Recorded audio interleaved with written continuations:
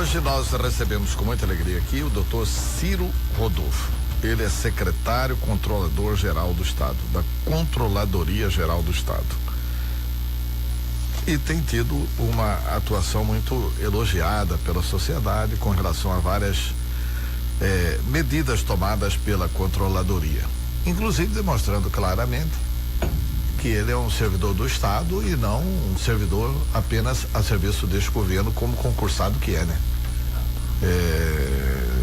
E isso deu para perceber, e nós tivemos a oportunidade, inclusive, aqui de elogiar muito isso, foi no episódio da fraude com relação ao protocolo, onde a Controladoria teve uma atuação brilhante e acabou demonstrando claramente que a fraude do protocolo fora feita lá internamente no estado de Mato Grosso. Mas, Ciro Rodolfo, muito obrigado pela sua presença, é uma honra tê-lo aqui e vamos começar falando dessa questão do protocolo. Bom dia.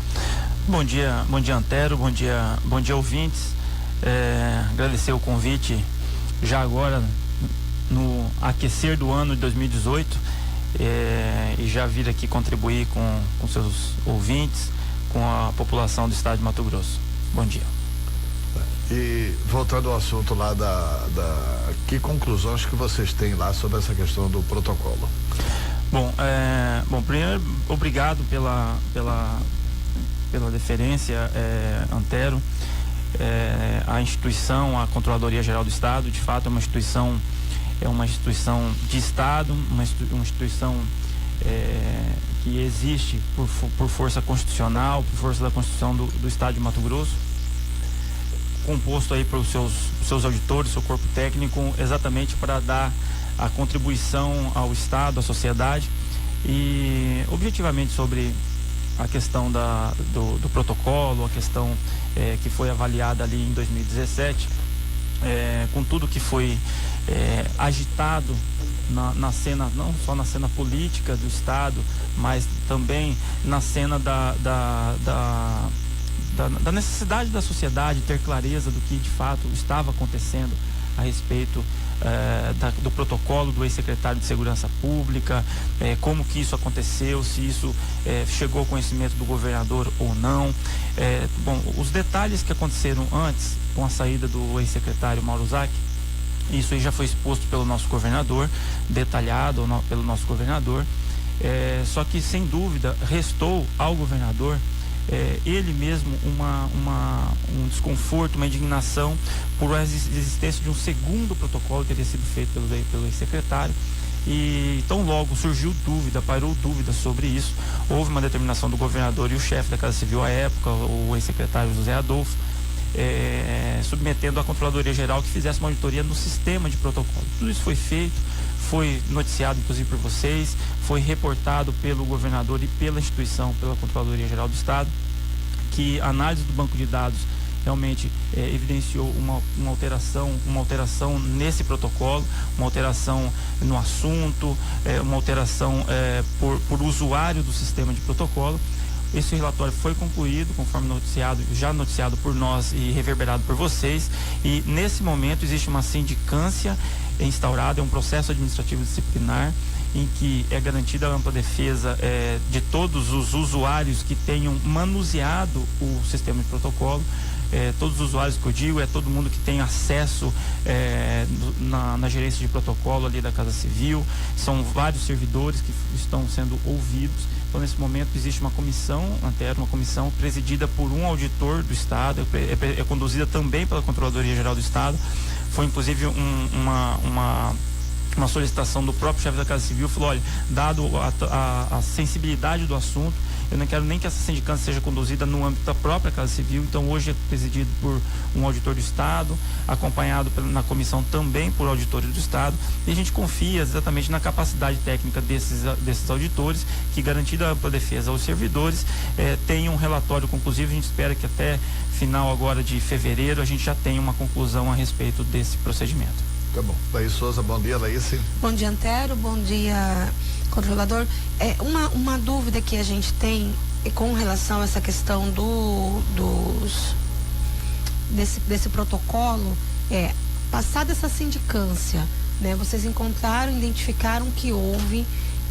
Quantos servidores estão sendo ouvidos? A gente sabe que não pode trabalhar o conteúdo da sindicância, mas quantos servidores estão sendo ouvidos e o que pode acontecer com esses servidores? Qual a penalidade máxima que pode ocorrer por esse fato? Tá, bom, a auditoria revelou que 3 usuários, ou seja, 3 servidores públicos tiveram acesso àquele protocolo. Tiveram acesso, que eu digo, houve alguma tramitação por parte desses 3 servidores. Então, por óbvio, esses 3 servidores, eles estão sendo ouvidos na forma processualmente adequada. Então, qual que é a consequência disso? Nessa sindicância que se analisa, na verdade, a conduta desse servidor, se houve dolo, se houve uma negligência, ou se esses 3 servidores vão revelar algum aspecto que não está no banco de dados. Que não ou seja, mando de quem, né? Exatamente. Se foi solicitado de maneira informal, se foi algum e-mail que recebeu de alguém, se foi alguma solicitação verbalizada apenas. Então, por isso que é importante o contraditório ampla defesa a esses 3 servidores, porque a digital eletrônica, existe uma digital eletrônica dentro do banco de dados com esse registro. Mas existem informações extra banco de dados que são trazidos, são clareados através do processo. Numa condição normal, Laís, uma condição normal no processo disciplinar, qualquer processo disciplinar, as penalidades variam de uma advertência até demissão ou destituição do cargo em comissão. Essa é uma possibilidade. Então a sindicância faz esse verdadeiro filtro para entender se houve ou amando de alguém, ou se houve negligência. Então essas hipóteses ainda estão abertas dentro da sindicância. Porque uma coisa dessa por iniciativa própria, né, é quase impensável, né? Um servidor lá do protocolo, essa pessoa tem a brilhante ideia de fraudar documentos para que documentos não cheguem ao governador. Quer dizer, é uma coisa assim quase impensável, né? Se a gente for imaginar no mundo real. Nesse aspecto, Antero, o governador, ao determinar essa auditoria, ele confiou a CGE para que fizesse, e eu tive pessoalmente com o governador a respeito desse assunto apenas um contato, que foi esse contato oficial para a abertura da auditoria, para essa auditoria. Todo o desdobramento disso e a conclusão, inclusive, do relatório, nós não tivemos nem da parte da alta gestão do Estado, nem da minha parte como líder da instituição, com a equipe que fez o trabalho e com a equipe que está conduzindo o trabalho. Então posso garantir a você e também a todos os ouvintes que tudo está sendo conduzido da forma como você fez o registro na abertura do programa.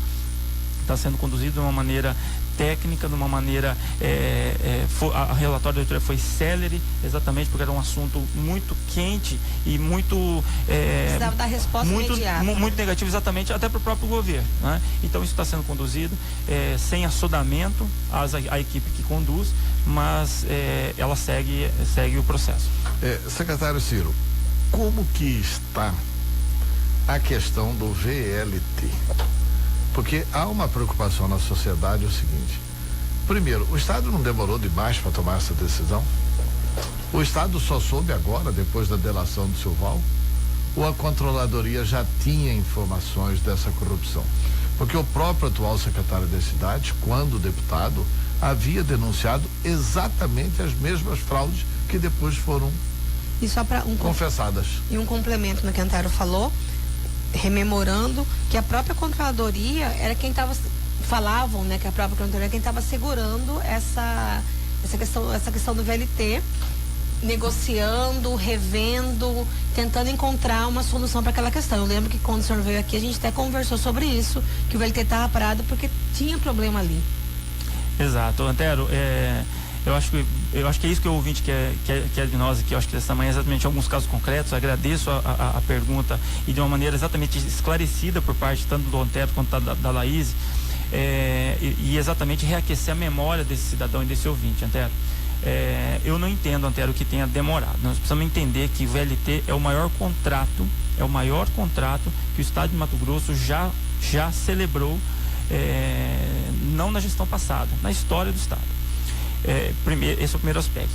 A reboque, você vem toda a complexidade, seja técnica, que é uma matéria que o cidadão não tem, nem precisa ter esse interesse, mas a gente precisa saber que o valor financeiro envolvido e por quem estava sendo conduzido esse contrato, pela gestão anterior, pelo governante anterior e todo o seu aparato técnico que hoje estão revelados que era uma verdadeira organização criminosa, não seria diferente nesse maior contrato, que o apetite da corrupção seria, nós tínhamos essa grande noção, que o apetite da corrupção para aquele maior contrato da história do Mato Grosso não seria diferente.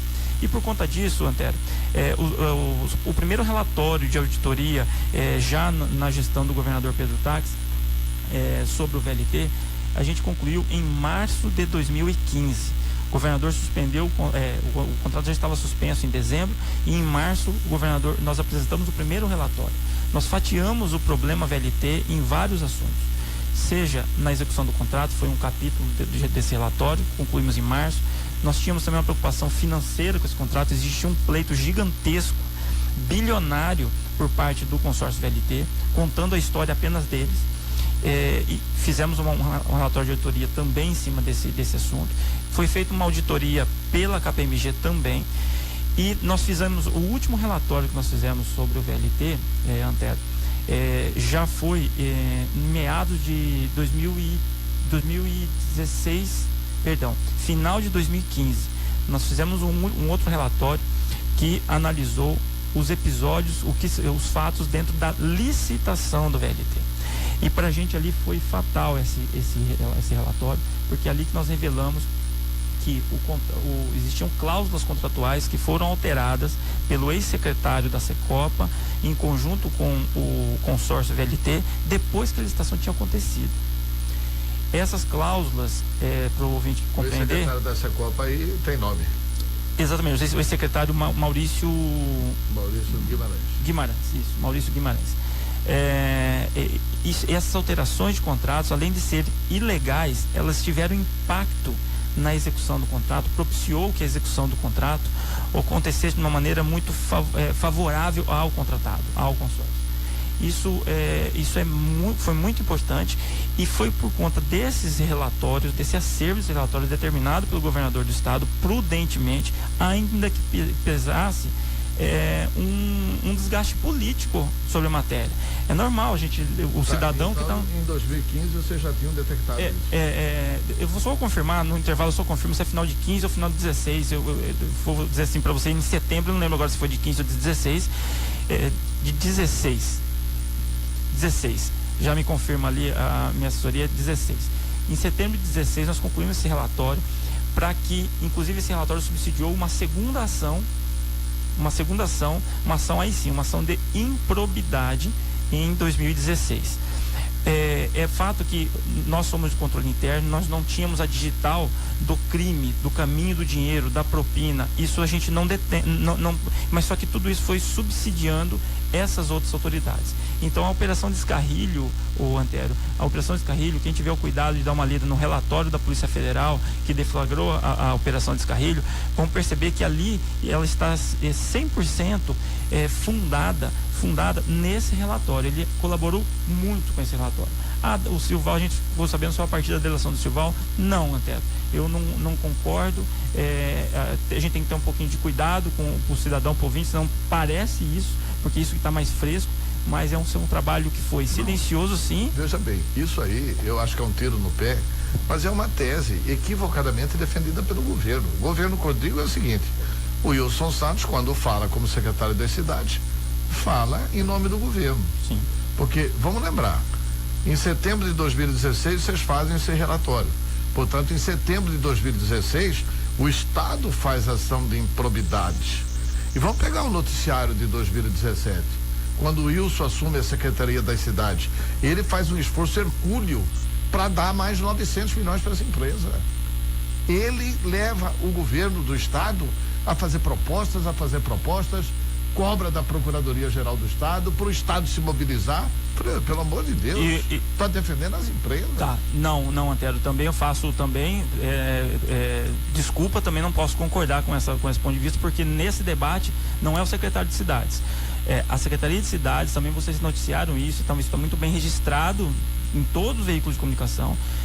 A Secretaria de Cidades, ombreadas com a PGE e com a CGE, esse controlador que está aqui hoje, nessa manhã, também estava junto nesse debate. E durante esse debate, Antero, só para você entender, a análise não é tão rasa assim, Antero. A gente fez o relatório em setembro, as cláusulas tinham impactos financeiros, o pleito em setembro do consórcio VLT era de 1 bilhão e 400 milhões para terminar o VLT. Com base nesse relatório que nós mudamos a nossa posição, que nós nos empoderamos nessa mesa de negociação, que nós estávamos falando de 900 milhões. Por quê, Antero? Porque quando você altera uma cláusula, você dá uma garantia a mais de quem foi beneficiado com aquela cláusula. Quando nós mapeamos que aquela cláusula era ilegal, chamamos o consórcio e falou assim: olha, essa cláusula aqui é legal, nós entramos com ação de improbidade, senta aqui na mesa e vamos mudar o padrão da sua negociação. 1 bilhão e 400, o Estado de Mato Grosso não admite, porque isso aqui, você só está pleiteando 1 bilhão e 400 por causa daquela alteração equivocada, irregular, ilegal. Agora, com a operação de estádio, você tem que aquela alteração foi um crime. Antes a gente não tinha essa taxação de crime. Então, não é de governo, sim, foi uma condução de governo, a condução de governo de fazer auditoria, foi uma condução de governo, foi uma condução de governo, foi uma decisão política, ainda que pese sofrermos por isso. Não é todo cidadão que é obrigado a compreender essa complexidade que eu estou te explicando aqui nessa manhã, mas eu acho que Laís e Antero, vocês são profissionais de comunicação, até conseguem dialogar com o cidadão numa linguagem talvez mais adequada do que a... Agora, Ciro... Mas só para concluir, então essa posição ela continua sendo de governo, então nós derretemos a pretensão do consórcio naquele momento de 1 bilhão e 400 para 900 milhões de reais, mas ainda derretendo, Antero, e precisa a sociedade ficar bem atenta a isso, nós derretemos para 900 milhões de reais e sentamos com o Ministério Público Estadual e Federal e levamos a proposta para que eles concordassem ou não.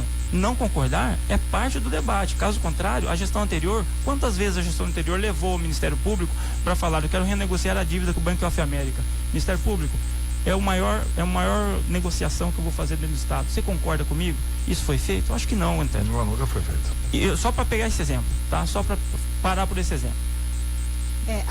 A minha dúvida é uma dúvida de cidadã que gostaria de andar de VLT há muito tempo atrás, desde 2014. Minha dúvida é o seguinte: porque quando foi feito em 2016 esse relatório que comprovou tudo isso, essa gravidade, o Estado entrou com a ação, por que naquele momento não se propôs o rompimento do contrato, como foi feito em 2017, e já entrasse esse processo de uma nova licitação, porque aí, agora em 2018, provavelmente esse processo de início das obras, retomada das obras do VLT já teria acontecido. Porque esperou-se tanto para se decidir isso? Porque aí que fica essa impressão do cidadão de que o governo queria fazer esse contrato com o consórcio, manter esse contrato com o consórcio VLT, e aí veio a operação da Polícia Federal e acabou com esse rompimento do contrato. Porque é essa impressão que se passa para a população, para a massa da população, né? Não, e a outra impressão é assim, que só não assinou o contrato porque vocês submeteram ao Ministério Público Federal e Estadual, que não concordaram. Bom, a Laís deixou o gancho, né? Exatamente. Olha, Ciro, a gente só está repassando aqui, na verdade, o termômetro da rua, o que parece, né? O que parece na rua. A todo momento, Antero e Laís,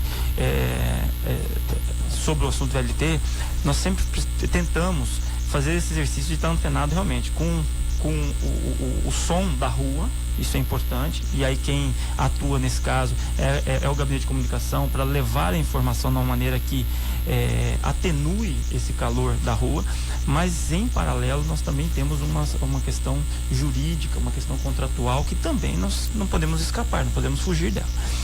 Agora, o que levava a entender nas ruas é que o Estado...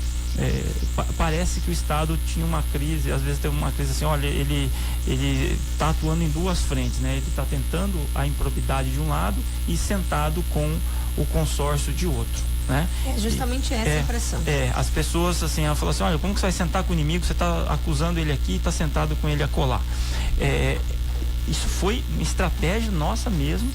E em paralelo, enquanto a negociação caminhava, nós estávamos vasculhando o contrato do VLT. Para nos empoderarmos. Mas o Estado chegou a propor um acordo por escrito com eles. Exatamente. Reduzindo os valores, etc. Tal. Chegou a propor um acordo escrito com eles e chegou a propor, nesse acordo, abrir mão, inclusive, das ações de improbidade. Coisa que o Ministério Público não aceitou e por isso que não progrediu. E faz parte, exatamente, nós fizemos, eu repito, Antero, quando nós levamos o Ministério Público, nós levamos de uma maneira muito clara, muito transparente, todas as rodadas, esclarecendo todas as rodadas de negociação, esclarecendo inclusive os pontos nevrálgicos e trazendo sim o aspecto da alteração do contrato, qual o impacto financeiro que isso daria. Só essa alteração, Antero, ilegal, e agora nós temos a informação e evidência do crime, mas só essa alteração ilegal garantiria para o consórcio em torno de 350 milhões de reais o impacto financeiro disso. A mais. Que aquele 1 bilhão e 400 que eu estava te explicando no bloco anterior, que a gente derreteu para 900, 350 era por conta dessa alteração dessas cláusulas. Então, nós só conseguimos fazer isso pela condução responsável da matéria, prudente. O governador sempre disse, falou, olha, 1 centavo, e não paga 1 centavo a mais do que é de direito para o consórcio. Não pagarei. Só que também, isso não pode ser só a vontade do governador. Ele precisa ter robustez, ele precisa ter materialidade, ele precisa ter argumentos para até que na justiça agora a gente esteja muito firme, nós estamos muito seguros da decisão que nós tomamos. Repito, temos a sensibilidade das ruas sim. Sabemos que o cidadão está aqui na Avenida do CPA, ele está esperando nesse momento, infelizmente, o ônibus passar de um VLT que era para ser entregue em 2014. Mas precisamos também ter uma grande noção de que o dinheiro que seria destinado, se não fosse a decisão pelas auditorias do consórcio VLT, por tudo que a gente conduziu de maneira responsável, estou muito tranquilo com relação a isso e muito satisfeito com a equipe ao qual eu coordeno e conduzo, que todo o diagnóstico levado para o governador foi assumido, foi assimilado pelo governador, pelo secretário Wilson Santos, para que nesse momento estamos no local mais seguro para a preservação do dinheiro público, que é a rescisão do contrato. Existe um processo de responsabilização contra o consórcio VLT, onde a multa, em função da lei anticorrupção, a multa ela é dura e nós vamos para cima naquilo que é direito do cidadão. Só quero perguntar sobre isso ainda o seguinte, e com o Maurício Magalhães não acontece nada?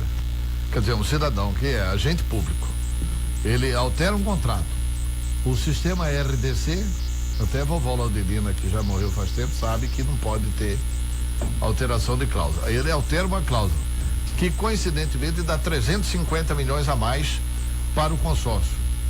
E o Estado não pode fazer nada contra o Maurício? Pode e está fazendo, tá? Nós temos, como eu estava explicando, nós temos um processo em desfavor do consórcio, que é o do agente, em tese, que tudo leva a crer que seja o agente, o ator corruptor, e existe um processo administrativo disciplinar em andamento também, noticiado e reverberado por todos vocês, um processo administrativo disciplinar que vinha sendo conduzido, está na sua fase, com o relatório já em fase de conclusão.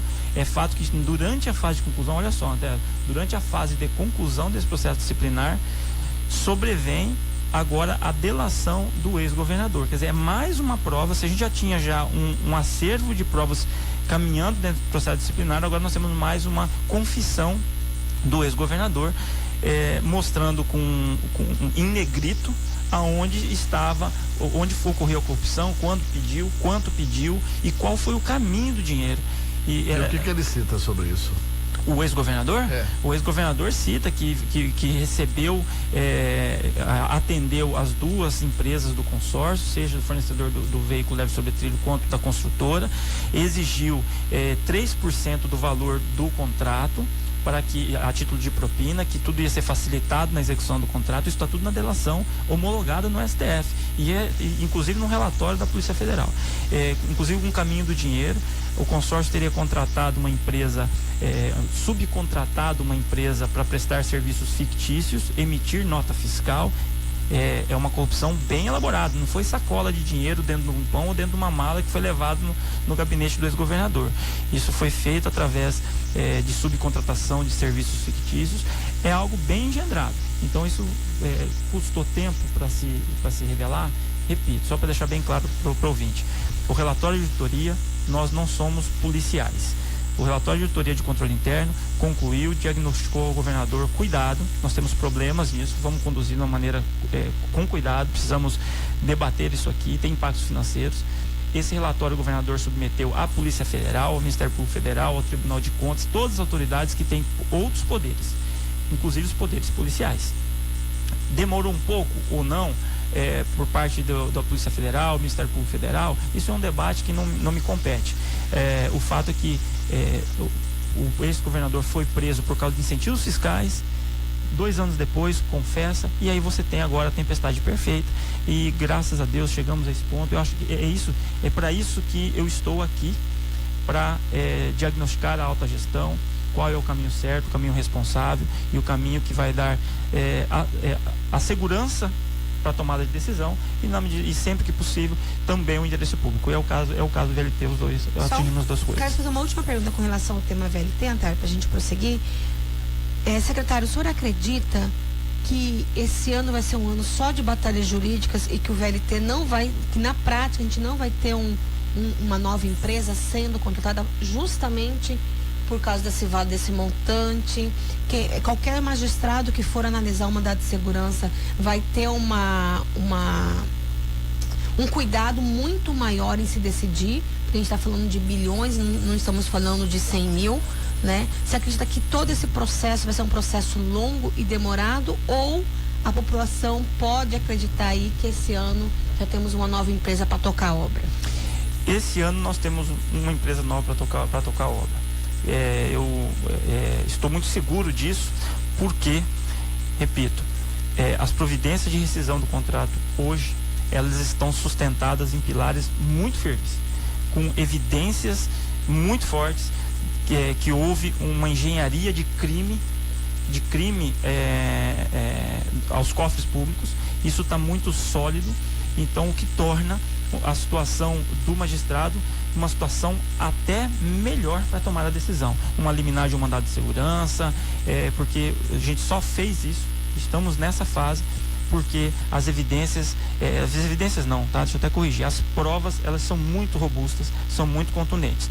É fato que decisão do judiciário, você pode ter, existem possibilidades, mas na linha das possibilidades, o que nós construímos de acervo, Laís, para derrubar o que a organização criminosa fez no assunto VLT, a gente está muito empoderado, estamos muito empoderados, e isso foi graças a um trabalho conjunto dos engenheiros da CECID, dos auditores da CGE, procuradores da PGE. Então eu não pessoalizo o Wilson Santos, Ciro e Galo, e sim é a equipe que teve por trás de tudo isso, virando noite sobre isso, e o dinheiro público empregado nesses servidores que sinalizaram para o governador qual era a melhor decisão, pode ter certeza ao cidadão que esse dinheiro foi preservado. Tá, vamos mudar de assunto, Laís? Vamos lá. Então vamos mudar para o Fundeb. Esse assunto recente do Estado, que foi a questão do Fundeb. Como é que esse assunto chega na controladoria? A controladoria tem como auditar isso? E por que só no final do ano é que a gente fica sabendo disso? Porque assim, a informação que foi dada pelo chefe da Casa Civil é que do dinheiro que veio do FEX, né, 230 milhões tiveram que ser depositados no Fundeb para cobrir o Fundeb. O que significa dizer que ao longo de 2017 teve um rombo no Fundeb de 230 milhões. Né? Sendo que a lei do Fundeb estabelece o seguinte: quando eu paguei imposto da água que eu comprei, esse 20% tem que ir para a conta especial do Fundeb. E se não foi, se teve acumulado aí de 230 milhões, é porque realmente. E esse fundo é Fundo de Desenvolvimento de Ensino Básico. para investir em qualidade das escolas e para investir na qualidade dos professores, para desenvolver o ensino básico. E esse é um dinheiro que é para ser encaminhado aos municípios. Enfim, não é possível ter uma fiscalização interna do próprio Estado para isso não se repetir, por exemplo, este ano, porque a notícia que se tem, inclusive, dada até pelo secretário Max Russi, é que outros fundos foram utilizados. Não é ilegal a utilização de outros fundos ao longo do ano? Precisa pagar salário, vamos meter a mão ali no fundo do FETAB. Tem uma lei específica que não permite. Vamos meter a mão ali no dinheiro do Fundeb. Tem uma lei específica que não permite. Eu não estou dizendo que ninguém roubou dinheiro público, não. Eu estou dizendo que houve um desvio de finalidade.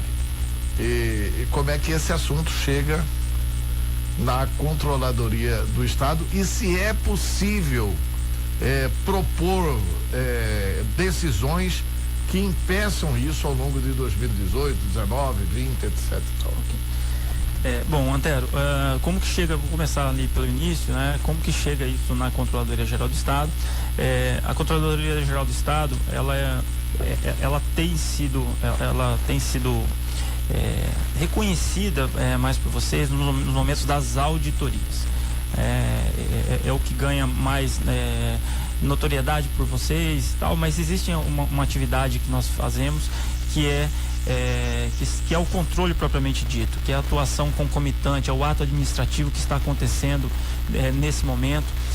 Então essa atuação nós já atuamos monitorando as despesas de custeio, monitorando gastos com pessoal, monitorando as licitações que estão acontecendo, monitorando também os índices que o Estado tem que cumprir ao longo de um exercício financeiro. Então são o que a gente chama de atuação concomitante, Antero, atuação que a gente já vai condição de já ir sinalizando para a autogestão no caminho do exercício financeiro. Olha, precisamos corrigir aqui, precisamos adequar ali, isso aqui está atrasado, o índice não está bom nesse aspecto, olha, não homologue essa licitação porque não houve competitividade. Então isso a gente faz essa atuação. Hoje estamos até mais dotados de fazer essa atuação mais concomitante, com a chegada de 25 novos auditores em 2017. O governador nomeou em março de 2017 25 novos auditores, até para melhorar essa tempestividade de atuação. O governador se incomodava com isso, reportava isso para mim e falou: olha, Ciro, a gente precisa atuar antes. É difícil, porque assim, imagina, Ciro, eu faço toda uma licitação, o gestor do secretário homologa, começa a pagar, chega no pagamento da quarta medição, descobre que tem um problema, aí para tudo. Então precisamos ser mais tempestivos nessa situação. Então a chegada desses novos auditores tem colaborado bastante. Então é só para entender que não é só, a gente não só olha o leite derramado. Ao longo da execução a gente também tem todo esse cuidado. Isso me permite falar um pouco sobre o Fundeb, embora não seja o operador do cofre do Estado e nem secretário de Educação, mas realmente sim, a gente já tem conhecimento disso, a gente já atua de maneira concomitante junto com todos os secretários. Eu falo, não sou secretário de Fazenda para saber o detalhe da operação, mas falando sobre o Fundeb e a questão dos 230 milhões. Então logo começou a ter esse calor semana passada, olha, 230 milhões foi para tampar o dinheiro do Fundeb, que houve um desvio de finalidade e tal. A gente, lógico, no primeiro momento você precisa entender o que está acontecendo, você tem alguns ruídos na informação. Então assim, a gente precisa pegar o fato e analisar com cuidado, com responsabilidade, de maneira honesta para o cidadão. Antero, primeiro é o seguinte, tem se falado assim, houve desvio de finalidade do dinheiro do Fundeb. E isso seria um crime de responsabilidade e tal. A AMM, o presidente da AMM vem colocando dessa forma.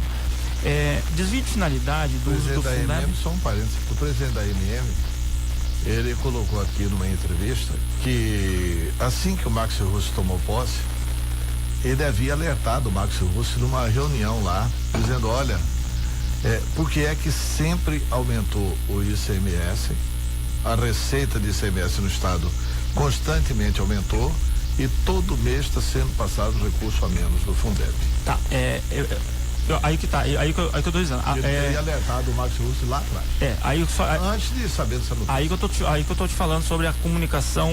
A gente tem que ter um pouquinho de responsabilidade na hora dele trazer isso, ou ele ter alertado isso. Primeiro precisa provar isso, né? Primeiro ele precisa provar isso. por óbvio que nem no rádio nem na TV ele consegue provar isso. Ele tem que trazer evidências disso. Porque o que nós temos de evidência é que quadrimestralmente nós fazemos a publicação do relatório de execução orçamentária do Estado. Então não é só no final do ano que a gente presta conta, existe uma prestação de contas ao longo do ano. Isso é a prova da execução orçamentária. Isso é feito ao longo do ano. Hoje o Estado está dotado de mais um mecanismo de transparência, que é o Mira Cidadão. Convido aí aos ouvintes a conhecerem o Mira Cidadão. Na verdade, ele é mais uma ferramenta da transparência do dinheiro público, do caminho do dinheiro público. É uma maneira de estar se provando para onde que todos os recursos estão indo. Exatamente para garantir uma comunicação mais honesta, não seletiva dessas informações.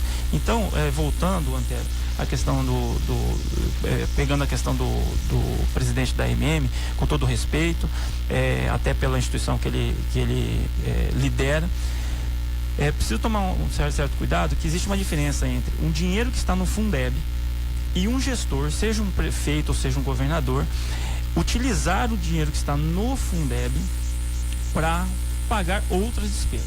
Isso é uma situação. É um prefeito, um governador que pega aquilo para pagar combustível da segurança pública, pagar uma propaganda da área da agricultura. Isso é desvio de finalidade. No caso do Fundeb, não houve desvio de finalidade. Nós tivemos um ano difícil em que alguns repasses, você reportava logo hoje cedo sobre a defensoria, nós temos vários credores que realmente o Estado passou por dificuldades em fazer o repasse, seja para fornecedores, seja para servidores, seja para poderes. Isso é fato, isso o governador na comunicação, a gente não nega isso. E está contabilmente tudo registrado, os passivos que o Estado tem, inclusive você relatou isso, foi até objeto da PEC. 200, 300 milhões já foram contabilizados e falaram, a gente deve e a gente vai pagar. Então a gente não esconde, isso não é escondido de ninguém. Então os repasses para o Fundeb, repassar o recurso ao Fundeb, que é aquela compra que você disse, dos 20% da água, se ao longo do ano algum repasse estava atrasado, é isso que uma parte desses 230 é para suprir isso, porque nós estamos encerrando o exercício financeiro. Mas não foi isso, Antero, não são esses 230 milhões. Então o primeiro aspecto é isso. Desvio de finalidade é uma coisa. Atrasar um repasse para determinado fundo ou para determinado credor é uma outra coisa. Não, mas desvio de finalidade é uma coisa e houve, né? Não, desculpe, mas não houve. É o teu ponto de vista, eu respeito o teu ponto de vista, mas não houve. Então vamos lá.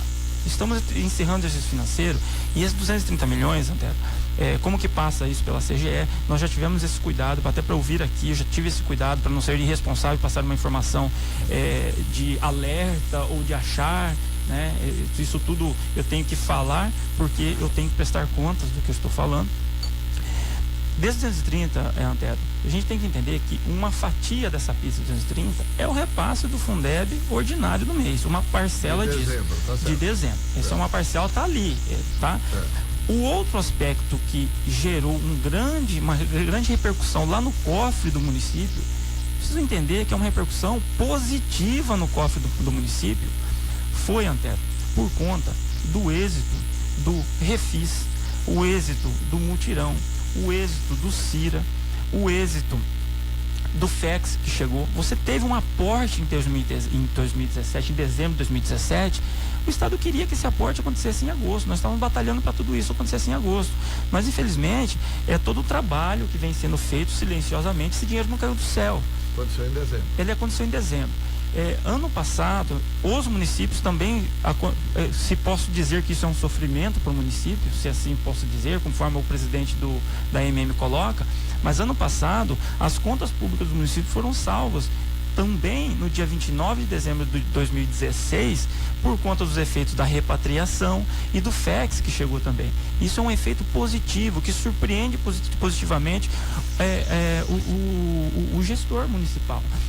Eu sei que vem a tua pergunta, assim, tudo bem, eles foram surpreendidos positivamente com dinheiro a mais. Não, eles não foram surpreendidos que, olha, aquele repasse que a gente estava tentando fazer em 17, a gente não conseguiu porque o Refis foi uma frustração. Não foi.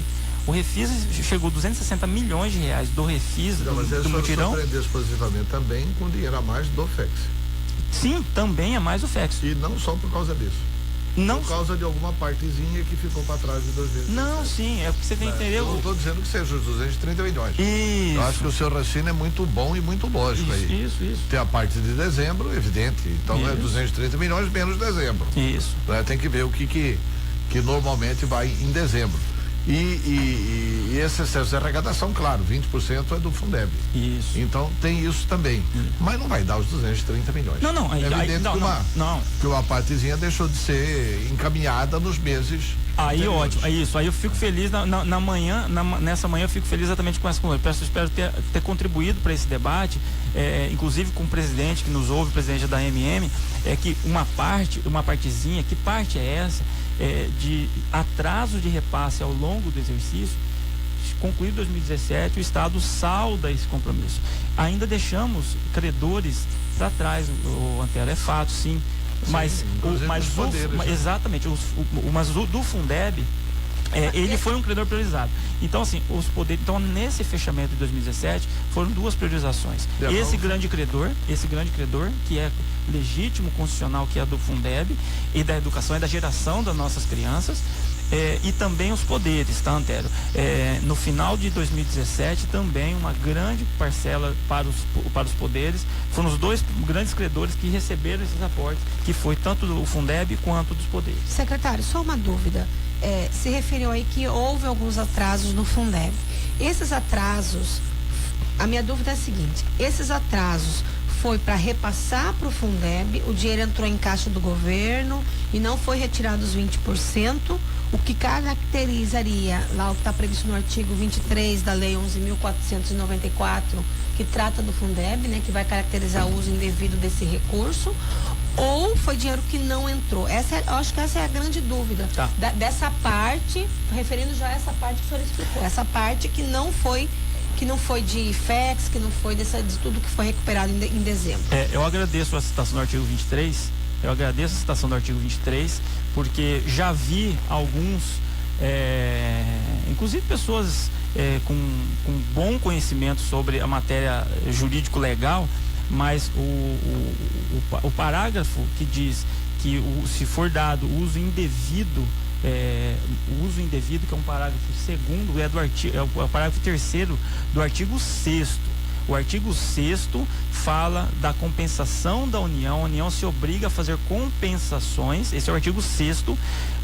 Se obriga a fazer compensações, e no seu parágrafo 3º diz: se a União não fizer essa compensação, caracteriza crime de responsabilidade. Isso é uma situação. O artigo 23 fala que o gestor ele não pode usar indevidamente o dinheiro que está no fundo. Foi aquilo que eu expliquei anteriormente. Eu pegar o dinheiro do fundo, está lá para tanto o município fazer a gestão dele como do Estado. Isso não foi feito. Não houve uma destinação errada do Fundeb. Vamos colocar aí uma diferença. Uma coisa é pegar o dinheiro do fundo. Isso. Outra coisa é não passar o dinheiro do fundo. Não é a mesma coisa? Legalmente, até não é a mesma coisa, tá? Pois é. Tá? Não, legalmente não é a mesma coisa. Tese de defesa. Não é a mesma coisa.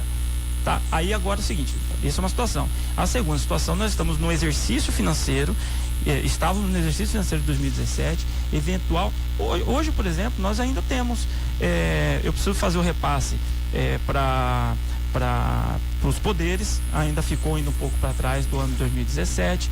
Nós temos atraso, você reportou isso semana passada, com um fornecedor de alimentação do sistema prisional.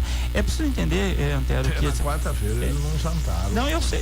Uma coisa... ok, assim, perceba que eu sou o seu espectador, perceba que eu tô ouvinte, né? Seu ouvinte, exatamente. O ouvinte da capital aqui. Exatamente, perceba que eu sou seu ouvinte.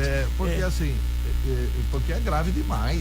É o que eu estou te dando nesse exemplo. Eu sou advogado e tenho alguns amigos advogados que trabalham na área criminalista. Aí eles me avisaram: Antero, você sabe que em determinados presídios, graças a Deus não foi em todos, né? Em determinados presídios não teve comida à noite para os presos. Em dinheiro público, tratando-se de dinheiro público, Antero, o que não é grave, né? E tratando-se em atender necessidades públicas, o que não é grave? A alimentação do preso, a alimentação da merenda escolar, e o remédio e o poder. Tudo é grave. Isso que eu quero dizer é o seguinte: que 2017, viramos a página em 2017, com muita dificuldade, chegamos em 2017 com língua de fora mesmo, de muito trabalho, muita gestão, muita responsabilidade na construção do dinheiro público. Muitas áreas responderam positivamente na corte de gastos, Antero.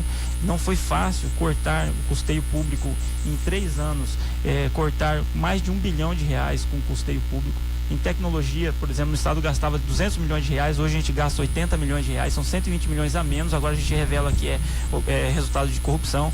Então 2017 foi um ano difícil, mas sempre com responsabilidade. Então eu acho que nessa manhã o que eu venho prestar conta de tudo isso, finalizando a questão do Fundeb, é isso, não é 230 milhões que desapareceu do FEX, não, 230 milhões, ali você tem uma parte que você tem a questão dos êxitos de repatriação de recurso público. Hoje nós estamos repatriando recurso público, seja de sonegadores, seja de empresas que tinham contratos com o Estado.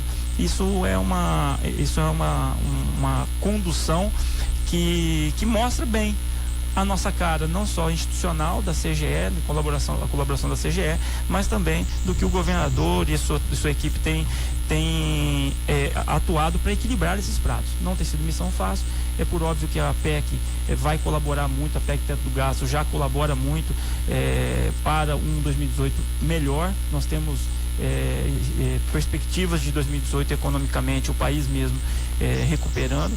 Então a gente está muito pronto para 2018 continuar estabilizando com essa aeronave chamada Estado de Mato Grosso estabilizado. Então tudo isso é grave, a alimentação do presídio é grave, mas a gente também está com responsabilidade de equilibrar todos esses pratos, que não é só a alimentação do presídio. Certo. Existe previsão de pagamento de poderes, etc e tal, até para que se consagre definitivamente em Mato Grosso a tripartição dos poderes. Porque do jeito que está o Estado administrando. Olha, eu vou liberar para você agora o salário, depois amanhã eu libero o cafezinho, depois amanhã eu libero. Não precisa de gestor, nem no Poder Judiciário, nem no Poder Legislativo. Quando que isso ocorre? Tem uma previsão? Embora você seja da controladoria, essa pergunta mais adequada talvez fosse ao secretário de Fazenda. Olha, Antero, ainda bem que eu sou seu ouvinte, porque eu acompanho. Se eu viesse hoje e falasse assim, mas moço, esse homem hoje tá bravo. Mas eu sei que eu sou seu ouvinte. Só você falou. Mas assim, só para piadas à parte, Antero, mas assim, realmente, Antero, eu não sou quem tem mais ao contrário, habilidade. Eu sou um torcedor pro Estado da Serra. Agradeço, Antero. Não, mas assim, embora eu não seja o secretário de Fazenda e esteja aqui de posse de toda a programação financeira e dados concretos sobre o fluxo de caixa para cravar exatamente essa resposta, eu consigo reportar, por exemplo, de novo, né, convidando aí os ouvintes a acompanharem através do Mira Cidadão exatamente o caminho do dinheiro público, o caminho que tem sido aplicado, empreendido, o dinheiro que nós contribuímos mês a mês. E hoje, ao visitar o aplicativo miracidadão.mt.gov.br, lá vocês vão poder acompanhar o que há de verdade ou mito, ou quanto há de verdade ou de mito sobre vários assuntos, sobre o repasse de dinheiro público para a saúde, sobre a questão dos poderes. Desde 2013 está tudo isso dentro desse portal, de 2013 para cá, os últimos 5 anos. E lá vocês vão perceber www.miracidadão.mt.gov.br. Cidadão sentiu. Cidadão sentiu, obrigado, Cidadão sentiu. Porque facilita a gente vir no rádio, dar algumas informações. .gov.br. Porque facilita, Antero, a gente vir num rádio ou ir dar uma entrevista, dar alguns dados e deixar para o cidadão acessar, e até os profissionais de comunicação acessarem, para que exatamente tenham com clareza. O governador, desde o início, ele disse o seguinte: olha, eu não quero só um site, eu não quero um site onde tenho contratos, eu quero conversar com o cidadão de alguma forma. Quero levar para o sol se o dinheiro está dando, não está dando, para onde que a gente está mandando o dinheiro público. Então, facilita muito a gente vir aqui para falar especificamente sobre o repasse dos poderes. Então, eu não tenho condição de dizer quando vai ser quitado algum saldo que ainda exista de algum poder. Mas usar o Mira Cidadão para enxergar do que foi possível encaminhar para os poderes, vão notar que em dezembro de 2017 foi encaminhado para os poderes, sim, mais de 100 milhões de reais. Parece que é 157. 157 milhões, eu não tenho exatamente, mais de 100 milhões, são 157 que você está me colocando aqui, eu acho que o Max colocou isso para você. E não só o Max vir aqui, ou eu reiterar que foram 157, o Mira Cidadão, o cidadão vai enxergar lá com a maior transparência possível, vai ter quem critique, fala assim, por que mandou 157 milhões para os poderes? Os poderes não precisam, isso não nos cabe, nem ao governador. Mas por que mandou tanto, por que não mandou mais para a agricultura familiar, que precisa mais? Mas de uma maneira transparente, lá está aonde foi alocado o recurso. A coragem de se levar ao sol, Antero, cada centavo destinado à condução do que tudo está no orçamento, é uma coragem política, é uma coragem que a gente não via e não é comum se ver. A verdade é essa. Nós não temos nenhum poder que tem um radar, no estado de Mato Grosso mesmo dizendo, nós não temos nenhum outro poder que teve coragem de fazer o que o governador do estado determinou à CGE, de construir um mecanismo de transparência, de uma linguagem cidadã, uma linguagem amigável. Eu te convido, Antero, a conhecer. Fico à disposição, inclusive, para algum esclarecimento. Nós vamos acessar, porque é até uma boa fonte jornalística. Sem dúvida nenhuma. O portal foi lançado há 30 dias, foi lançado no dia 1º de dezembro de 2017, ou seja, vizinhando-se um ano eleitoral, o governo toma essa decisão, leve ao sol sem nenhuma seletividade, de maneira honesta, numa linguagem que o cidadão consiga fazer as suas leituras, porque a gente não pode usar a transparência como bravata, ou como um atendimento legal. Tem lá um site, lá está. Não, a gente quer estabelecer um diálogo com o cidadão, com o controle social mesmo. Então lá o cidadão acessa, tem acesso aos gastos, e lá ele consegue dialogar, interagir com a ferramenta e fazer denúncias a partir dessa ferramenta, e isso vai facilitar muito a segurança da aplicação do dinheiro público. Olha, só para encerrar, primeiro, muito obrigado pela entrevista, e para encerrar, queria que você respondesse rapidamente. Para que serviu a Secretaria de Combate à Corrupção? Bom, Antero, a decisão do governo pela criação de mais uma secretaria aconteceu ali na transição. Foi feita essa construção no sentido de auxiliar ainda mais o controle interno. É óbvio que não ter um quadro não só a quantidade de servidores, mas servidores, hoje a CGE ela conta com 91 auditores, com uma experiência que tem auxiliado muito o controle do Estado, e aí a Secretaria acabou ficando mais responsável pela transparência ativa e com trabalhos mais de disseminação da cultura da ética, e até por conta disso que também o seu quadro é bastante enxuto. Hoje, se eu não me engano, acho que ela conta com 7, 9 servidores que conduzem mais as comissões de ética e auxiliar na transparência ativa. É um debate que a gente já teve com o governador em outras oportunidades. A gente tem agora em 2018 um compromisso com a PEC do teto do gasto, que é a reforma administrativa, porque a PEC do gasto ela não é uma varinha de condão que resolveu todos os problemas, né? Ela sinaliza para que a gente tome algumas medidas, seja na área de benefícios fiscais, reforma administrativa, e isso está sendo debatido internamente entre eu, o governador, o atual secretário, e a gente, com certeza, a gente vai sempre estar atento à melhor aplicação do dinheiro.